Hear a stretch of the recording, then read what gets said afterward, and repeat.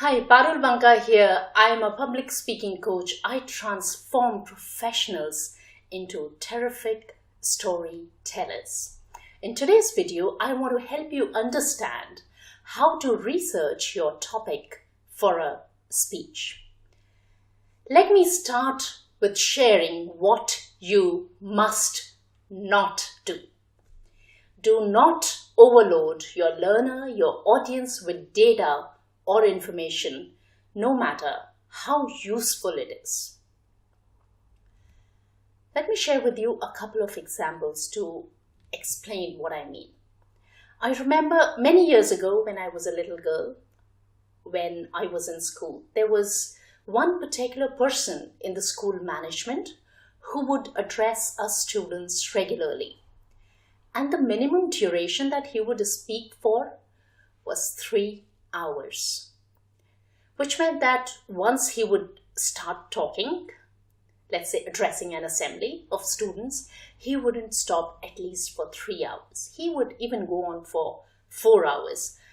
Imagine these little boys and girls listening to somebody speak for 3 hours, 4 hours in hot tropical climate. Not a brilliant situation to be in.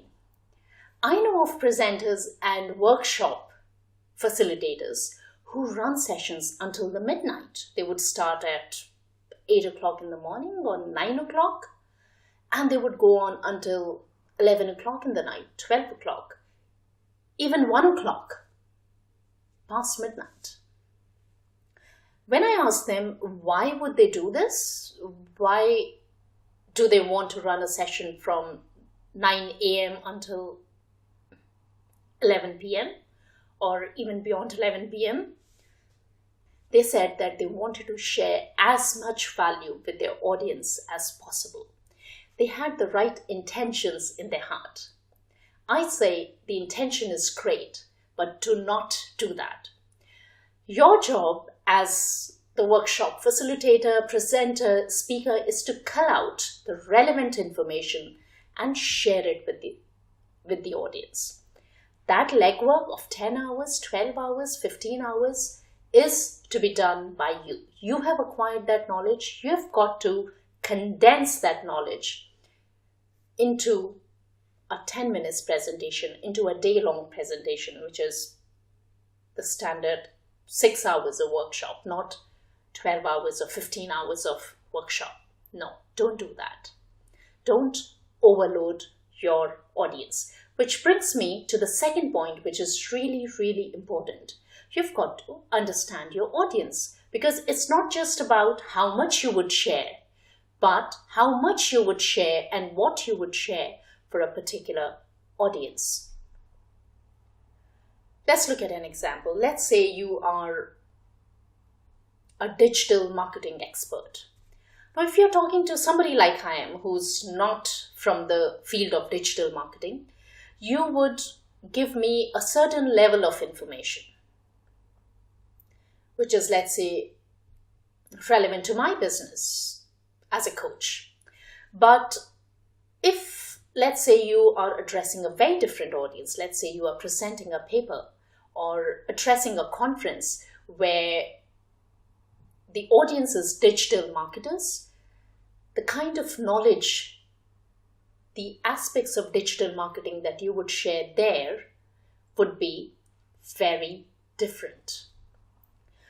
You are still talking about digital marketing, but what you would speak to, let's say an entrepreneur, a coach, would be very different to what you would share with a fellow digital marketer.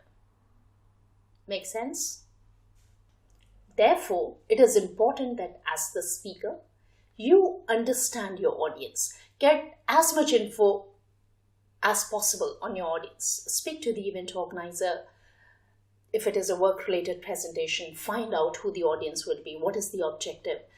Do your research on the audience, because your message is not just on the topic, but it's got to be relevant to those people. Point number 3, look at the width and the depth of the topic. Now that's really, really important. What you do is you look at the entire topic. digital marketing. And you've got to understand and break it into simple concepts in a language that your audience will understand. And again, we go back to making the presentation or the talk bespoke or relevant to your audience. Look at the entire body of knowledge, break it into sections and parts in a language that your audience understands. Don't throw in jargon, don't throw in heavy words that they will not really be able to understand or appreciate. Speak to them in their language. Keep it simple. In a typical presentation, don't go overboard by, let's say, including 10 points. Keep it simple again to 3 points, maximum 5 points. There is research that corroborates that people are not able to assimilate more than 5 points. So if there is just too much information, it is not really getting registered here. As a workshop presenter or a speaker, do not fall in the trap of researching endlessly, because there has to be an upper limit on how much research you do, how much time and effort you want to invest in this stage of speaking.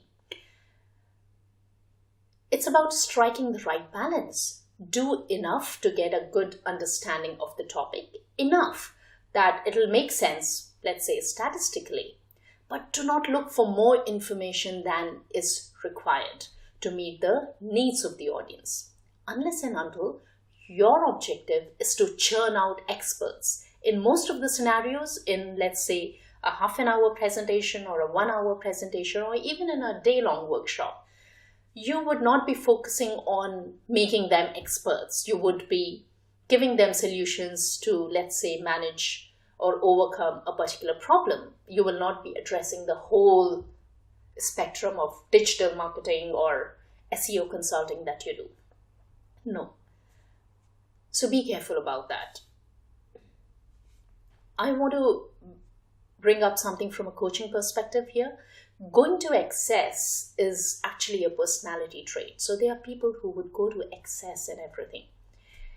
If, let's say, they're on a holiday, they might actually start their day at 4 o'clock in the morning and go on sightseeing until, let's say, 12 o'clock in the night. They would have a really, really long day, a 20-hour day. There are people, when they buy coaching services, they would go all in and they would buy all the programs from a coach, or there would be people who are, let's say, members of 100 groups on Facebook.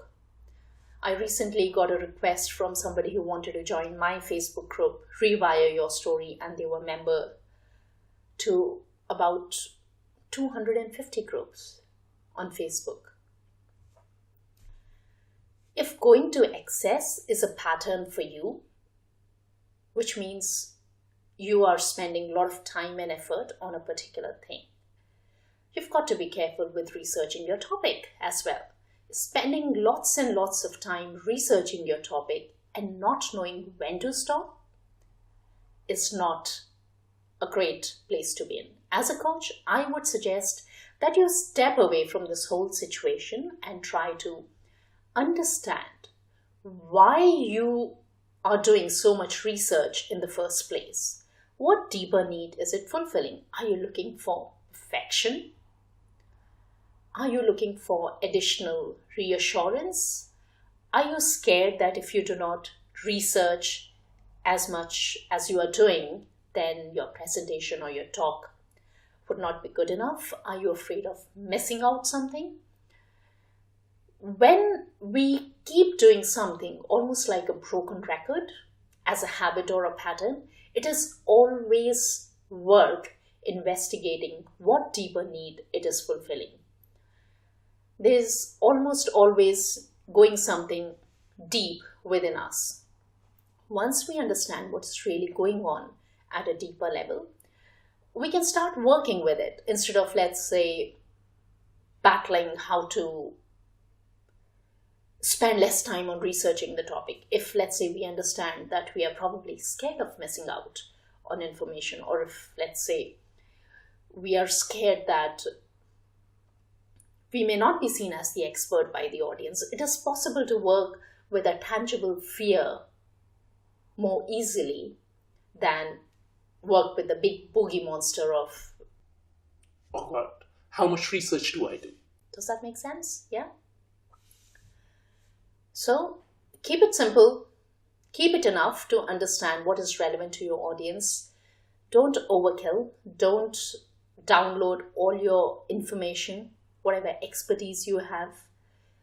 You may have the best intentions, but it is just going to be so boring for the audience. Keep it simple, keep it enough, keep it relevant.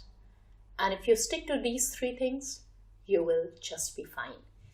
Learning to strike the balance, as is the case in most of the situations, is the key in researching your topic as well. I hope that was useful. I invite you to come and join my community at www.caramelcoaching.com. Do tell me what gets in your way of researching your speech or presentation effectively. Do you have one of these deeper needs that you try and fulfill? Are there fears that push you into that overdrive to research? Do comment below the video and let me know. I'll see you soon in one of my future videos. Take care, stay awesome. Bye.